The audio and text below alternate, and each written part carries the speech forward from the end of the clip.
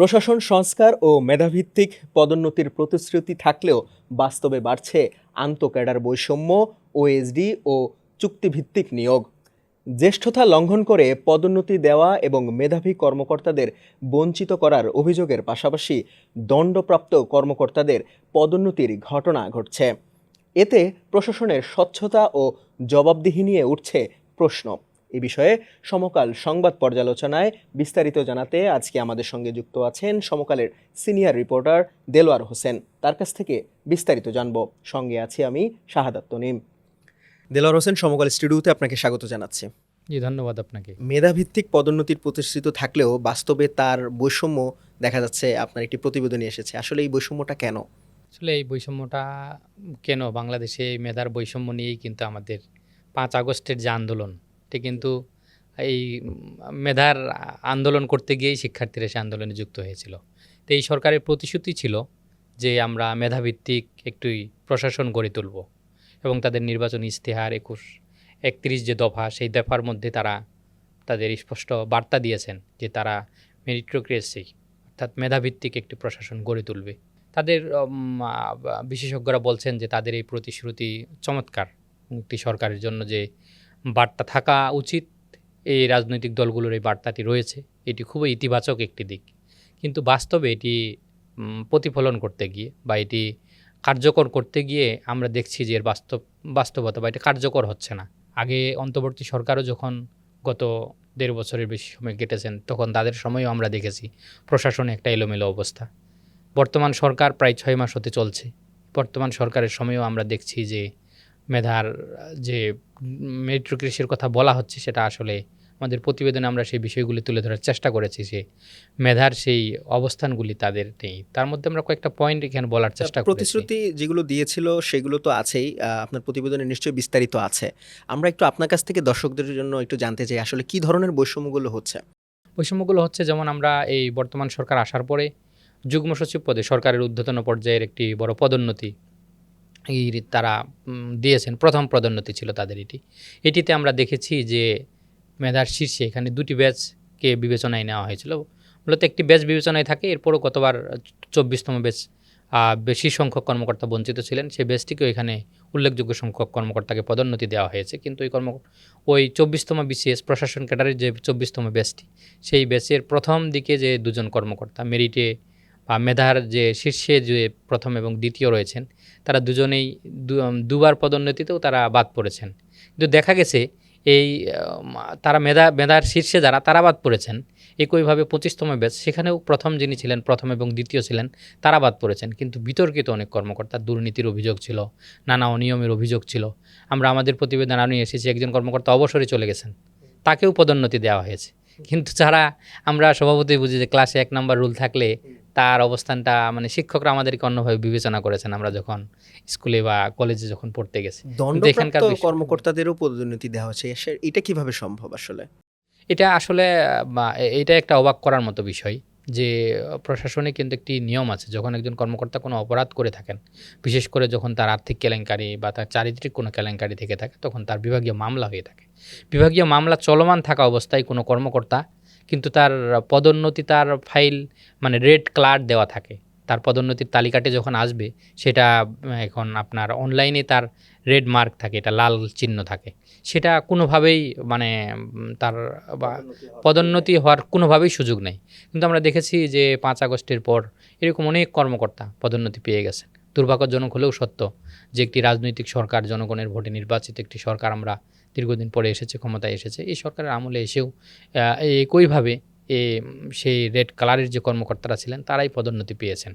আমরা এখানে কি রাজনৈতিক কোনো প্রভাব আছে বলে কি মনে করেন কিনা? আসলে পদোন্নতি তো হলো একটা ন্যায্যতার বিষয়।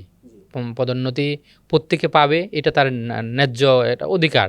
সে সময় হবে, সে চাকরির একটা সময় পর্যায়ে যাবে, সে বেতন তার বৃদ্ধি হবে। বিশেষ কিছু পদের ক্ষেত্রে বা বা তার যখন সচিব হওয়ার ক্ষেত্রে সেটি রাজনৈতিক বিবেচনা হতে পারে।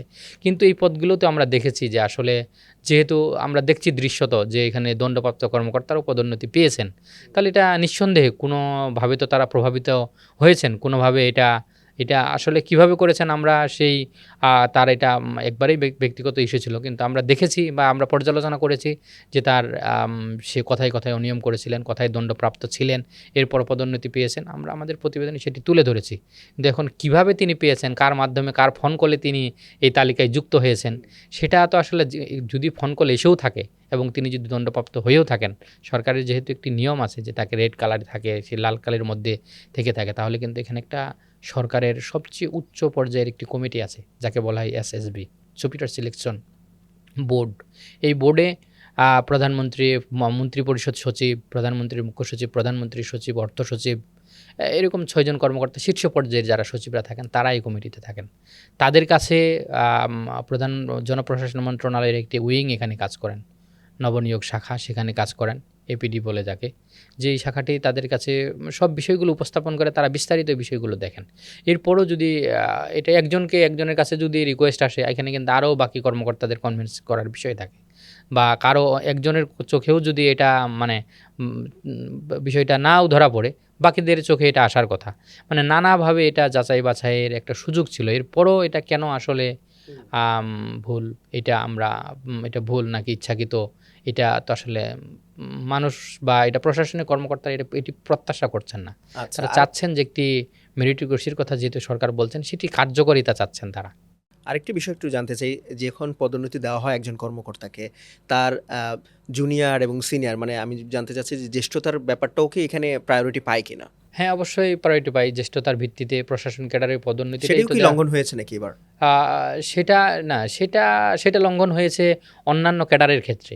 আমরা এখানে কিন্তু দুটি ভাগে পদোন্নতিগুলো হয়। প্রশাসন ক্যাডার তারা ব্যাচ ভিত্তিক পদোন্নতিটা পায়, এবং অন্যান্য ক্যাডার যারা থাকেন, যেমন শিক্ষা ক্যাডার, সমবায় ক্যাডার, হ্যাঁ, মৎস্য ক্যাডার, এই আদার্স যে ক্যাডারগুলো, অন্যান্য যে ক্যাডারগুলো থাকেন, আমি যেদিন প্রতিবেদনটা আমার প্রকাশ হয়েছে, আমি কয়েকটা ফোন কলও পেয়েছি আমার, মানে যারা এইভাবে জ্যেষ্ঠতার লঙ্ঘনটা যারা হয়েছে। সমবায় ক্যাডারের একজন কর্মকর্তা আমাকে কল দিয়ে বললেন যে, ভাই এটা আপনি প্রতিবেদনটা বেশ চমৎকার লিখেছেন, কিন্তু এটা তো আমাদের ক্ষেত্রেও হয়েছে।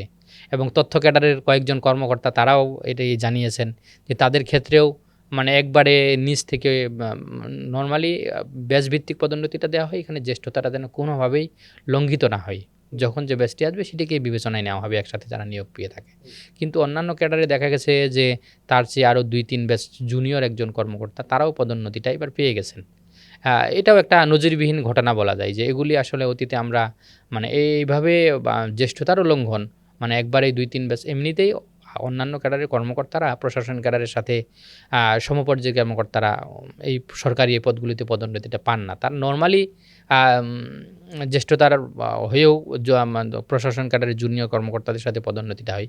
এরপরে আবার তাদের মধ্যে একটা জ্যেষ্ঠতার লঙ্ঘন, এটা তাদেরকে আরও পীড়া দিচ্ছে, তারা আরও এটা নিয়ে কষ্ট পাচ্ছে, যে এটা হওয়াটাই খুব স্বাভাবিক। হ্যাঁ, এই কারণে যে প্রশাসনের গতিটা তাদের কাছে মনে হচ্ছে যে আসলে আমরা তো আমাদের কর্মস্পৃহা, আমাদের গতিশীলতা, হতাশার মধ্যে তারা রয়েছে। এই হতাশা নিয়ে কি আসলে প্রশাসন ভালো কার্যক্রম এবং জনগণের সেবা করাটা তাদের জন্য নিশ্চয়ই এতটা সহজ হবে না?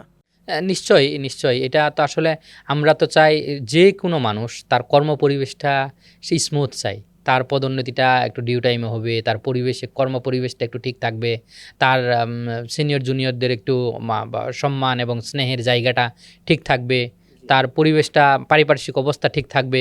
এগুলো তো প্রত্যেক মানুষই প্রত্যাশা করে। বিশেষ করে জনপ্রশাসনটা তো মানুষের সেবা আর একটা কাঙ্ক্ষিত স্থান।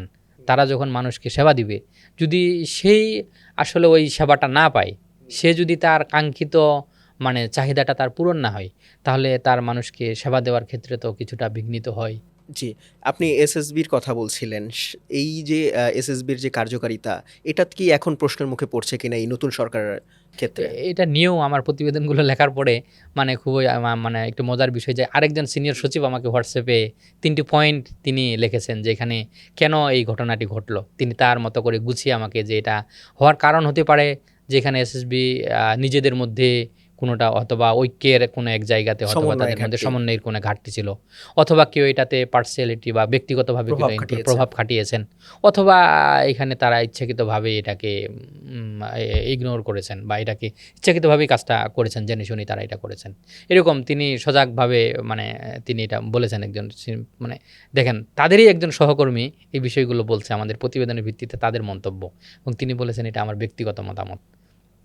তো এটা তো আমরা দেখছি যে প্রশ্নের মুখে যেহেতু এই প্রশ্নগুলো তারাই বলছেন, তারা আর একজন সিনিয়র সচিব, তার আরেকজন সিনিয়র সহকর্মী এই প্রশ্নগুলো তুলেছেন, এবং প্রশাসনে মানে এই যে মেরিটোক্রেসির কথা বলে দুর্নীতিবাজ কর্মকর্তাদের পদোন্নতি, এটা সচিবালয় সহ বিভিন্ন মন্ত্রণালয়, দপ্তর, অধিদপ্তর, মাঠ প্রশাসন সব জায়গাতে আলোচনা হচ্ছে।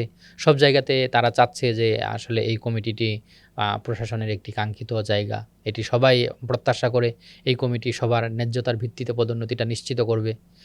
এবং এই সংস্কার কার্যকরের জন্য কিন্তু আমাদের যে সংস্কার কমিটি করা হয়েছিল, সংস্কারের জন্য যে প্রস্তাবগুলো দেওয়া ছিল সেখানেও কিন্তু নানা রকম প্রস্তাব ছিল যে এইগুলো যেন বাস্তবায়ন করা হয়।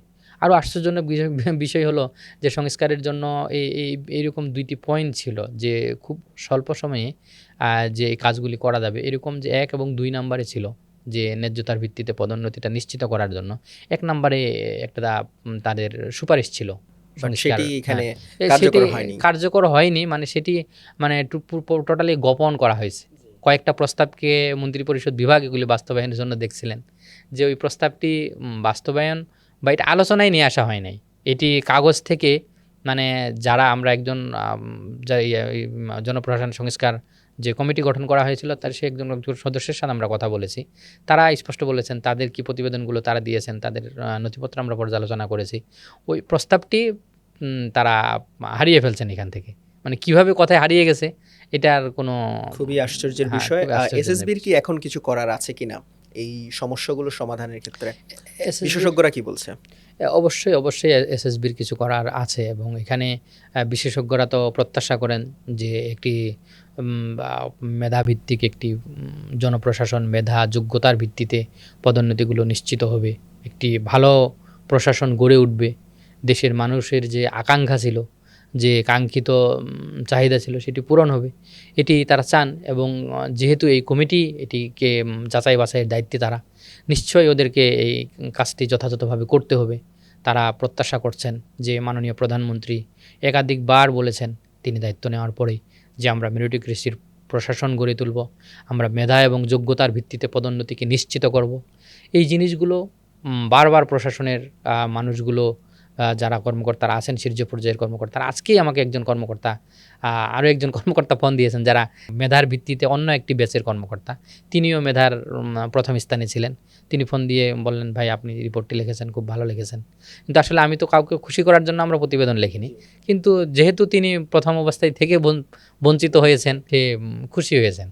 আমরাও প্রত্যাশা করব দেলোয়ার যেন এই সমস্যা এবং বৈষম্য দূর হয়ে যায়। সরকার নিশ্চয়ই এটা নিয়ে কাজ করবে। আমাদেরকে সময় দেওয়ার জন্য আপনাকে অসংখ্য জি, ধন্যবাদ। আপনাকেও ধন্যবাদ। আমরাও প্রত্যাশা করি সরকার যেন যেই প্রতিশ্রুতি দিয়েছেন ইশতেহারে, যেটি বলেছেন তাদের 31 দফায় যেটি বলেছেন সরকার সেটি কার্যকর হবে, এবং আমলাতন্ত্র সরকারের যে উদ্দেশ্য সেই উদ্দেশ্যের সাথেই গতিশীল হয়ে কাজ করবে, এই প্রত্যাশা আমরা রাখছি। জি, অসংখ্য ধন্যবাদ আপনাকে। আপনাকে। দর্শক, এই ছিল সমকাল সংবাদ পর্যালোচনার আজকের বিষয়। অন্য কোনো দিন অন্য কোনো বিষয় নিয়ে আমরা আবারও হাজির হব। ততক্ষণ পর্যন্ত সমকালের সঙ্গেই থাকুন।